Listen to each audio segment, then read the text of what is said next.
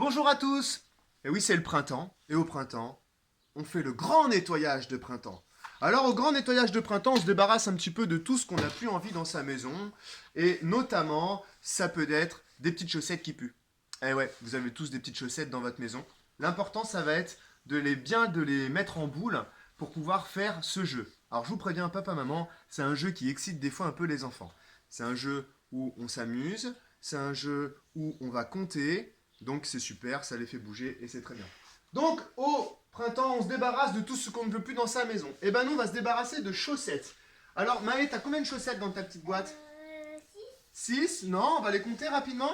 7. Alors on compte. 1, 2, 3, 4, 5, 6, 7, 8, 10, t'as 10 paires de chaussettes. Et ma petite fille Luce là-bas en a également 10. Donc c'est un jeu qui se fait à deux, comme vous pouvez le voir. On va prendre un espace. Il n'y a pas besoin d'un plus, j'en ai mis 10. Dans cet espace, on va le séparer en deux camps de même taille, avec les petites boîtes qui sont éloignées à même distance. D'accord? Le but du jeu, c'est de se débarrasser donc de ces chaussettes en les lançant une paire l'une après l'autre. Donc c'est important. Votre enfant, il ne faut pas qu'il prenne deux paires en même temps, sinon ça va vite être le bazar. Et puis comme ça, c'est plus réglo, quoi, on va dire. D'accord? On arrête le jeu dès qu'il y a une boîte qui est complètement vide et on compte pour savoir combien on a de chaussettes dans son camp. Celui qui aura le moins de chaussettes, le plus petit nombre, les enfants et les parents, ça sera celui qui s'est débarrassé le plus de ses chaussettes et donc c'est cet enfant qui aura gagné. Vous êtes prêtes les filles? Oui. Ouais? Attention, l'une après l'autre les chaussettes. Et partez! Ouh.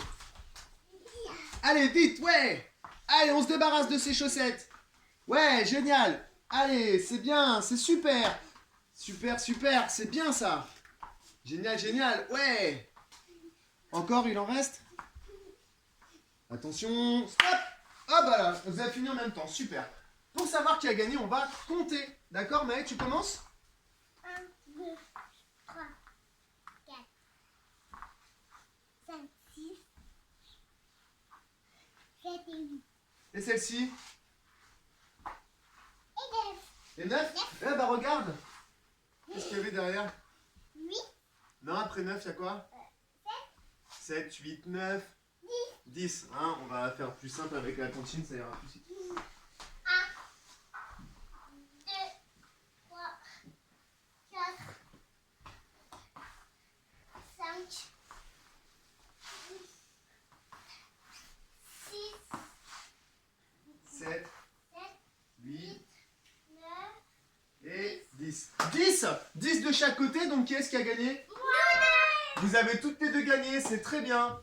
Bon, alors sur cette partie-là, c'est ex-aequo et c'est très bien, mais vous avez compris que celui qui a le moins donc, de chaussettes, c'est l'enfant qui aura gagné.